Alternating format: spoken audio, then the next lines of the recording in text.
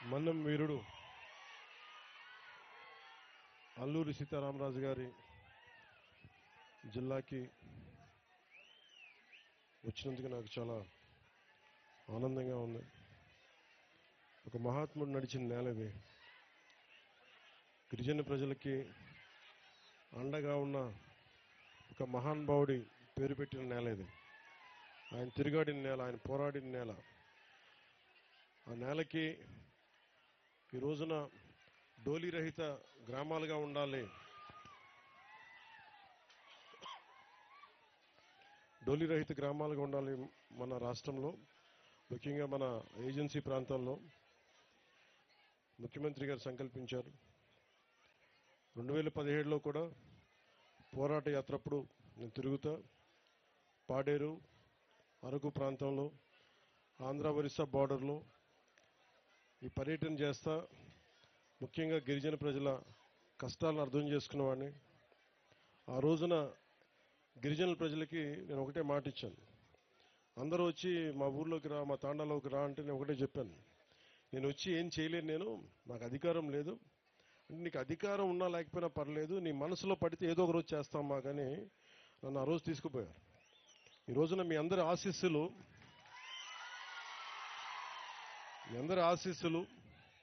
మీ అందరి దీవెనలు, ఈ రోజున నేను కూడా ప్రభుత్వంలో భాగస్వామ్యం అయ్యాను. పవన్ కళ్యాణ్ ప్రభుత్వంలో భాగస్వామ్యం అవడం అంటే ఇక్కడున్న ఒక సగటు గిరిజన యువకుడు, గిరిజన యువతి భాగస్వామ్యం అయినట్టు. నిన్న ఉన్నతాధికారులు కూడా చెప్తా ఉన్నాను, ఇప్పుడు ఇందాక కలెక్టర్ గారు కూడా చెప్తా ఉన్నాను, ఎందుకు నడిచాం, ఎందుకు పైకెక్కామంటే డోలీ పట్టుకొని ఒక నలుగురు డోలీ పట్టుకొని ఒక ఇబ్బందుల్లో ఉన్న ఒక ప్రాణాన్ని పట్టుకెళ్ళడం ఎంత కష్టమో తెలుసు నాకు. అది అలాంటిది ప్రాణాలకి, గర్భిణీ స్త్రీలకి, వృద్ధులకి ఇబ్బంది వచ్చే పరిస్థితుల నుంచి సంరక్షించాలి. ఉన్న సమస్య, మొన్న ముఖ్యమంత్రి గారి దగ్గరికి వెళ్ళాం, కేంద్రంలో కూడా మాట్లాడాం, మన ఢిల్లీ పర్యటనలో కూడా దీని గురించి చర్చించాం. ఒకటే చెప్పాను, మాకు ఏజెన్సీ ప్రాంతం ఎక్కువ. మాకు ఈ అల్లూరి సీతారామరాజు జిల్లా అంతా దాదాపు 95% ముఖ్యంగా గిరిజన ప్రజలు, గిరిజన గ్రామాలు ఉన్నాయి. దీనికి ప్రత్యేకంగా దృష్టి పెట్టమని చెప్పాం. అందుకని ఈ రోజున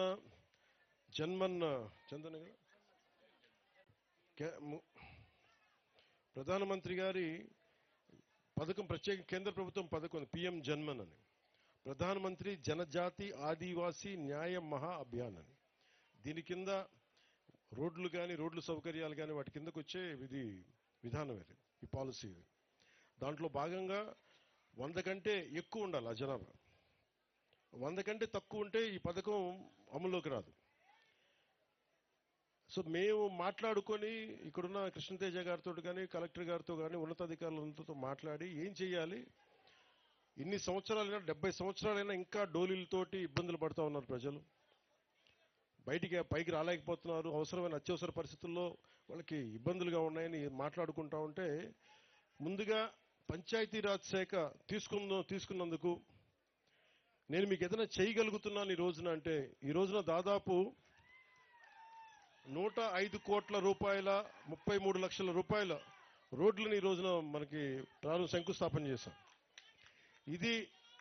ఇది చేయగలిగానంటే ఇక్కడున్న యువతీ యువకులు, పెద్దలందరూ కూడా మమ్మల్ని, మా కూటమి ప్రభుత్వాన్ని గెలిపించారు. 1 కాదు 2 కాదు మెజారిటీ. మీరు 164 సీట్లు ఇచ్చారు, మాకు 21 పార్లమెంట్ సీట్లు ఇచ్చారు.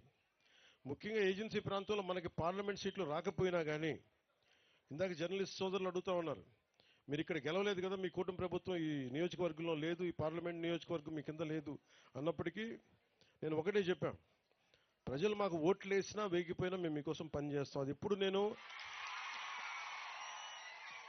మీరు ఓట్ల కోసం మేము చేయలేం. ఈ రోజున ఇదే 105, 103 కోట్లు కనుక పెడితే దీనికి మొత్తం కలిపి 4,000 మంది లబ్ధి పొందుతారు, అంతే కదా. అని మీరు ఊహించండి, 100 కోట్ల పైన పెట్టుబడి పెడితే కేవలం దీని ద్వారా లబ్ధి పొందేది 4,500 గిరిజనుల మటుకే. కానీ మేము ఎలా చూస్తున్నామంటే దీన్ని ఇక్కడ ఓట్లు వేయలేదు.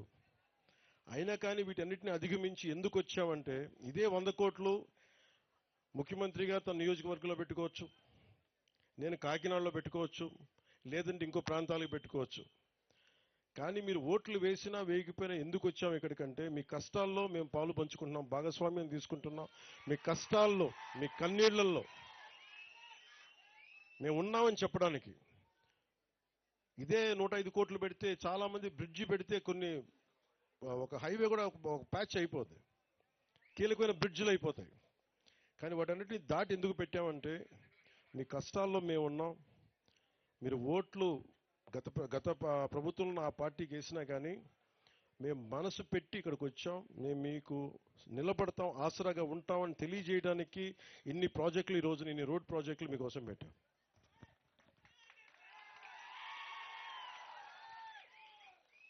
ఈరోజు ఇప్పుడు మనం 19 పనులు ప్రారంభించాం, 98.85 కిలోమీటర్లు.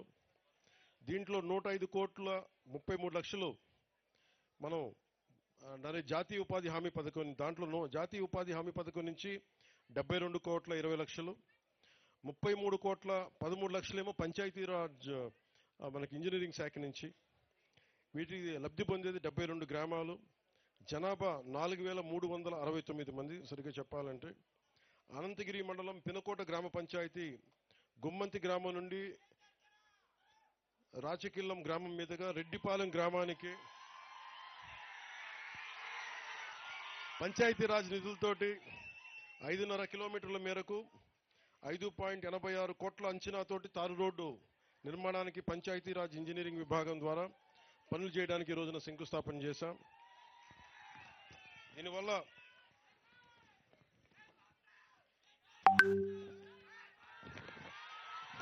249 మంది లబ్ధి పొందుతారు. ఇందాక గ్రామస్తులందరితో మాట్లాడుతూ ఉన్నాను. నిజంగా యువత తలుచుకుంటే, గిరిజన యువత ముఖ్యంగా, యువకులు మీరు తలుచుకుంటే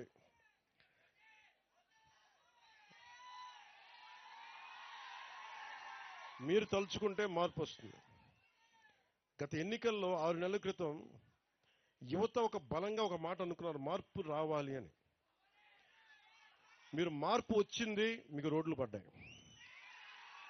మార్పు వచ్చింది, పంచాయతీ సర్పంచులకి విలువ లేని పరిస్థితుల్లో పంచాయతీ సర్పంచులు భుజాలు తలగరేసి మేము సర్పంచులను చెప్పుకునే స్థాయికి మేము పెట్టాం. మొన్న ముఖ్యమంత్రి గారి దృష్టికి ఇదే తీసుకెళ్ళాను. ఇద్దరం ఒక గంట సేపు కూర్చున్నాం. గంట సేపు కూర్చొని మాట్లాడింది, మేము కూర్చొని వేరే ఏం మాట్లాడాలి, నేను మాట్లాడిందల్లా గిరిజన ప్రజల స్థితిగతుల గురించే మాట్లాడాను. మీకు ఆదాయం ఎలా పెరగాలి, రోడ్లు కనెక్టివిటీ ఎలా ఉండాలి, నీటి అవసరాలు ఎలా తీర్చాలి, కరెంట్లు ఎలా ఉంది, అలాగే అంగన్వాడీ కేంద్రాలు సరిగ్గా ఉన్నాయా, వాటి రిపేర్లు చేయాలా అని ఇవే మాట్లాడుకున్నాం.